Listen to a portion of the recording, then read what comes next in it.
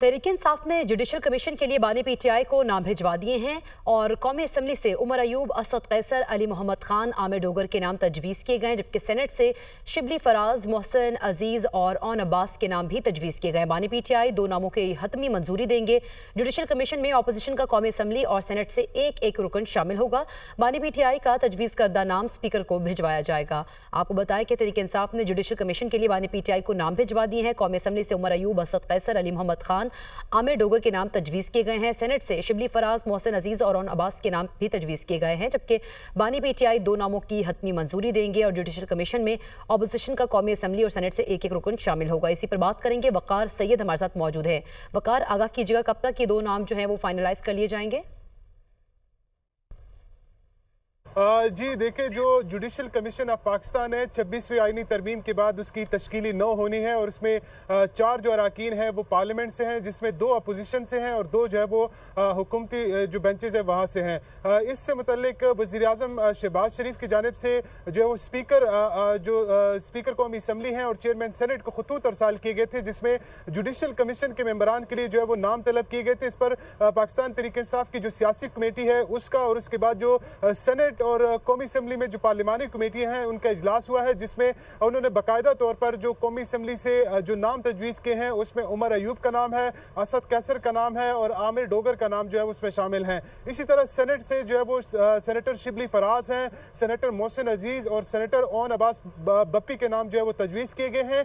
बाकायदा तौर पर ये नाम जो है वो आज जो सेक्रेटरी जनरल हैं पाकिस्तान तहरीक इंसाफ के सलमान अकरम राजा, वो बानी पीटीआई से जो है वो ये डिस्कस करेंगे और बानी पीटीआई जो है वो इन दोनों में से यानी सेनेट ऑफ पाकिस्तान में से एक और इसके अलावा कौमी असम्बली में से एक रुकन का बाकायदा तौर पर जो है वो इंतखाब करेंगे और इस पर जो दो नाम होंगे वो बाकायदा तौर पर स्पीकर कौमी असम्बली और चेयरमैन सेनेट को जो है वो अरसाल कर दिए जाएंगे। और यूँ जो पाकिस्तान तहरीक इंसाफ की जानिब से जो 26वीं आईनी तरमीम थी उसकी जो है मुखालफत की गई थी पार्लिमानी कमेटी में, जब चीफ जस्टिस का तकर्रुर था उसमें इसकी मुखालफत की गई थी, यानी कमेटी का बायकाट किया गया था। तमाम जो जुडिशल कमिशन की जो कंपोजिशन है उसमें ये फैसला किया गया है। आगाह कर रहे थे वज़ीर दिफा ख्वाजा आसिफ ने कहा कि बुशरा बीबी की रिहाई और पेशावर रवानगी गैर मामूली है। गंडापुर की पहले धमकियां और फिर जल्द से जुलूसों से गायब हो जाना मामूल की कार्रवाई नहीं। उन्होंने ये भी कहा कि ये दोनों शख्सियात नूरा कुश्ती और किसी माफी तलाफी की खबर देते हैं। ये सब कुछ बानी पीटीआई की मर्जी के बगैर नहीं हो रहा। उधर अपोजिशन लीडर उमर अयूब ने कहा कि कुर्बानियां रायगा नहीं जाएंगी, ये सब जाली केसेस हैं, हम बानी पीटीआई के साथ खड़े हैं, वो जल्द रिहा होंगे। उन्होंने ये भी कहा कि जेल के अंदर बिजली बंद कर दी जाती है, खाना नहीं दिया जाता, जिससे उनको मतली हुई, उनका पानी बंद किया गया। सेनेट और अपोजिशन लीडर शिबली फराज ने कहा कि जो भी हो रहा है वो गलत और आवाम के खिलाफ है। अमन व अमान की सूरत हाल और महंगाई लम्हा फिक्रिया है, हुकूमत बैसाखियों पर खड़ी है। वो ATC रावलपिंडी में मीडिया टॉक कर रहे थे। ये सब के सब जाली केसेस हैं। वज़ीर-ए-आज़म इमरान खान साहब के साथ हम लोग खड़े हैं, बहुत जल्द वो रिहा होंगे इंशाअल्लाह ताला। हम सारों को सलाम पेश करते हैं, ये कुर्बानियाँ रायगा नहीं जाएंगी। इमरान खान साहब के जेल के अंदर, सेल के अंदर बिजली बंद की गई, उनका पानी बंद किया गया है, उनका खाना जो है वो सही मयार का नहीं है, उनको क्या मतली होती है उस खाने से हुई है। जो भी हो रहा है मेरा ख्याल है कि ये गलत हो रहा है, ये मुल्क के अवाम के खिलाफ हो रहा है।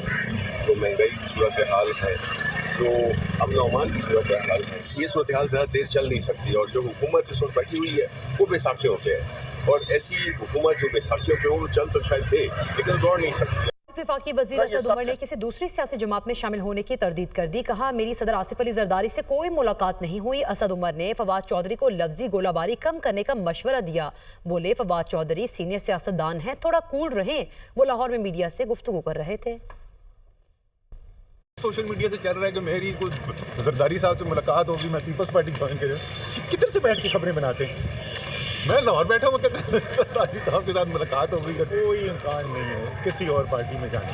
फवाद चौधरी साहब सियासतदान है और सिर्फ ऐसे वैसे सियासतदान नहीं, बड़े सियासतदान हैं। लेकिन फवाद चौधरी का परसों मुझे मिला था इधर अदालत में, हमारा केस साथ लगा हुआ था। اس کو میں نے کہا تو فائرنگ اپنی کام کر, وہ گولہ باری زیادہ کر رہا ہے. گورنر خیبر پختونخوا فیصل کریم کنڈی نے کہا ہے کہ بشرا بی بی نے سیاست کرنی ہے تو کھل کر کریں, آپ کا جمہوری حق ہے کہ وزیر اعلیٰ ہاؤس میں بیٹھ کر میٹنگ کریں. پی ٹی آئی والے بتائیں وہ خیبر پختونخوا میں کس کے خلاف احتجاج کریں گے. پشاور میں آگ لگی تو فائر بریگیڈ کی گاڑیوں میں پانی تھا, نہ تیل کے پیسے. پاک فوج نے آ کر ریسکیو آپریشن کیا. اگر فوج آ کر ہر بار مدد کرے گی تو سول حکومت کیا کردار باقی رہ گیا ہے. وہ اسلام آباد میں میڈیا سے گفتگو کر رہے تھے. پالیٹکس کر دیں تو کھلے عام کریں, میدان میں میٹنگز کر رہے ہیں, کس کو نہیں پتا. آپ جب کہتے ہیں کہ جی ہم تو میٹنگز بھی نہیں کر رہے, تو آپ کس لیے وہاں پر ہیں؟ مطلب ہے کہ آپ وہاں پر بیٹھی ہیں, میٹنگز کریں, بالکل کریں, آپ کا جمہوری حق ہے, آپ میٹنگز کریں. آپ پشاور میں کس کے لیے جلسہ کریں گے, کس کے خلاف احتجاج کریں گے؟ میں کل پشاور میں ایک فیکٹری میں گیا جہاں پر 3 دن سے آگ لگی ہوئی ہے اور اس آگ کو نہیں بجھایا جا سکا. 2 جو فائر بریگیڈز آئے اس میں مجھے اس فیکٹری کے مالک نے بتایا کہ ایک میں ٹینک میں پانی نہیں تھا, دوسرے نے کہا کہ بس میں دوسرا راؤنڈ نہیں لگا سکتا کہ میرے پاس تیل کے پیسے بھی نہیں. تو لہٰذا یہ تو ہماری صورتحال ہے جہاں پر جو ہے ہم نے جو ہے ہمارے ایمرجنسی صورتحال ہے, وہاں پر ایئر فورس نے اور پاک فوج نے آ کر کوئی ریسکیو آپریشن کیا. فیکٹری میں بھی فوج اور ایئر فورس آگ بجھائے, تو مجھے بتائیں کہ پھر یہ سول حکومت کا کیا کام ہے. پاکستان تحریک انصاف کی ثانیہ نشتر سینٹ کی رکنیت سے مستعفی ہو گئیں. ثانیہ نشتر نے جنیوا میں بین الاقوامی ادارے میں ملازمت کے باعث استعفیٰ دیا. ثانیہ نشتر کا استعفیٰ سینٹ سیکریٹریٹ کو موصول. ثانیہ نشتر خیبر پختونخوا سے 2021 میں سینیٹر منتخب ہوئی تھیں. یہ خبر آپ کو دے رہے ہیں. پاکستان تحریک انصاف کی ثانیہ نشتر سینٹ کی رکنیت سے مستعفی ہو گئیں. ثانیہ نشتر نے جنیوا بین الاقوامی ادارے میں ملازمت کے باعث استعفیٰ دیا. ایف بی آر نے ملک کے 56 بڑے شہروں میں پراپرٹی کے نئے ریٹس کی ویلیویشن کر دی ہے. کراچی، لاہور، اسلام آباد، پشاور سمیت تمام بڑے شہروں میں پراپرٹی کے نئے ریٹس جاری کر دی گئے ہیں. ضلع وزیر آباد کی تحصیل علی پور چٹھا میں زیادہ سے زیادہ فی ایکڑ کی قیمت 60,39,000 روپے تک مقرر کی گئی ہے. اسی پر بات کریں گے. مدثر علی رانا ہمارے ساتھ موجود ہے. جی مدثر علی رانا، آگاہ کیجیے گا, ویلیویشن کر دی گئی ہے اور اس میں کون کون سے بڑے شہر شامل ہیں؟ جی ایف بی آر کی جانب سے تقریباً 2 سال کے بعد ملک کے 56 بڑے شہروں کی پراپرٹی ویلیویشن جاری کی گئی ہے.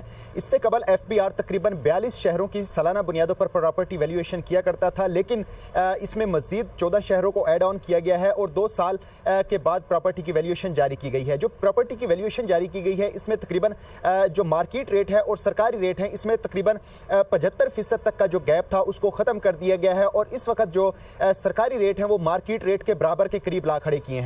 ایف بی آر کی جانب سے جو نوٹیفیکیشن جاری کیے گئے ہیں اس میں 56 بڑے شہر ہیں جس میں سے 14 شہر نئے شامل کیے گئے ہیں. جو 14 نئے شہر شامل کیے گئے ہیں اس میں پنجاب کے زیادہ تر شہروں کو شامل کیا گیا ہے. اگر بات کر لی جائے کہ جو 14 نئے شہر شامل کیے گئے ہیں اس میں خانیوال، جھنگ، ناروال اور جو دیگر علاقے ہیں اس کو شامل کیا گیا ہے. میاں والی اور اس کے ساتھ جو خوشاب ہے ان علاقوں کو بھی اب پراپرٹی کی لسٹ میں شامل کر دیا گیا ہے. ایف بی آر کی جانب سے جو نوٹیفیکیشن جاری کیا گیا ہے اس میں بتایا گیا ہے کہ جو باقی شہر ہیں جن کی ابھی پراپرٹی ویلیویشن نہیں ہوئی ان کا پروسیس ابھی جاری ہے اور وہ مزید 2 سے 3 روز میں یہ پروسیس مکمل کر لیا جائے گا. ایف بی آر کی جانب سے جو 56 شہروں کی لسٹ جاری کی گئی ہے اس میں موسٹلی وہ شہر ہیں جو 42 شہر تھے, ان کی لسٹ پہلے 2022 میں جاری کی گئی تھی اور اس کو ریوائزڈ کیے بغیر دوبارہ ایف بی آر کی جانب سے نوٹیفیکیشن ایس آر او جاری کر دیا گیا ہے.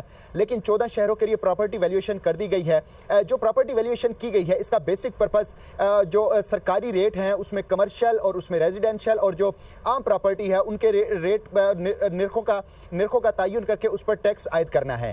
جو ریٹ نئے عائد کیے گئے ہیں اس کے مطابق اب 1 نومبر سے اس پر عمل درآمد شروع ہو جائے گا اور ایف بی آر نئے ریٹس کے مطابق ہی ٹیکس وصولی کرے گا.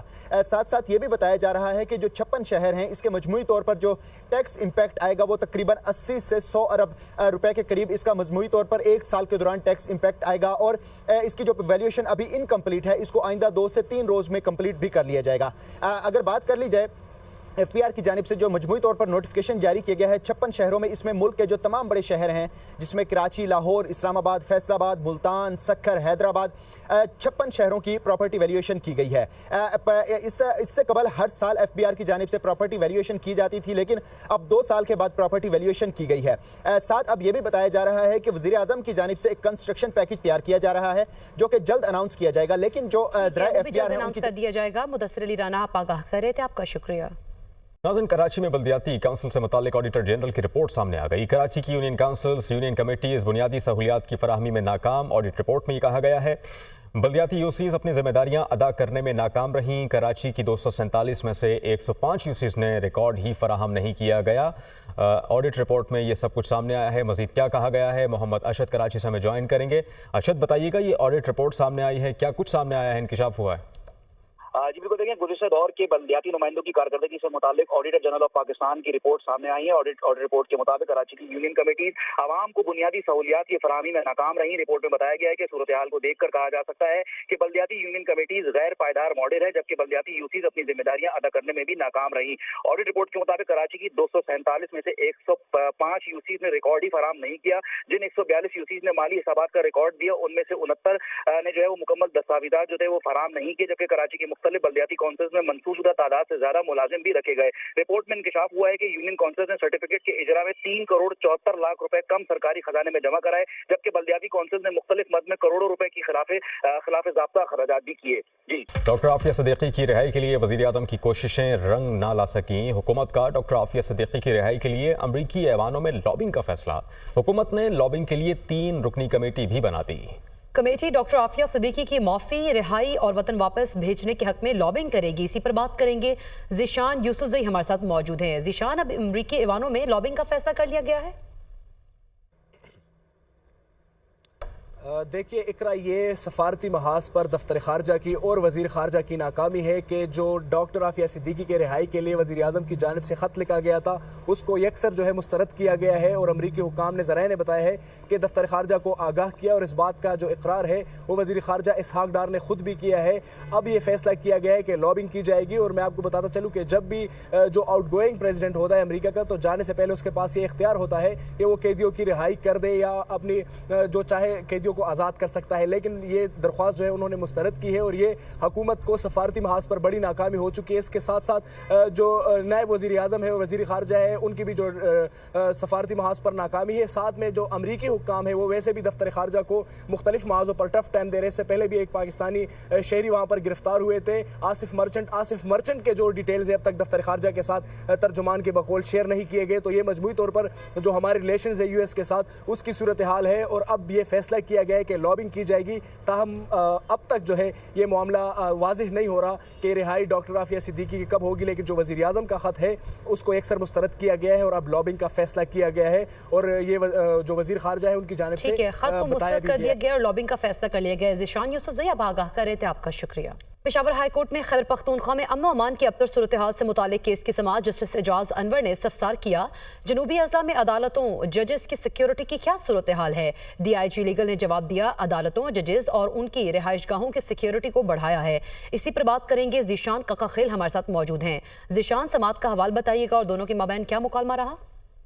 जी बिल्कुल, KP बार काउंसिल ने जो है एक दरख्वास्त दायर की है खैबर पख्तूनख्वा की अमन अमान की सूरत हाल के हवाले से, और आज इस दरख्वास्त पर समाअत हुई है।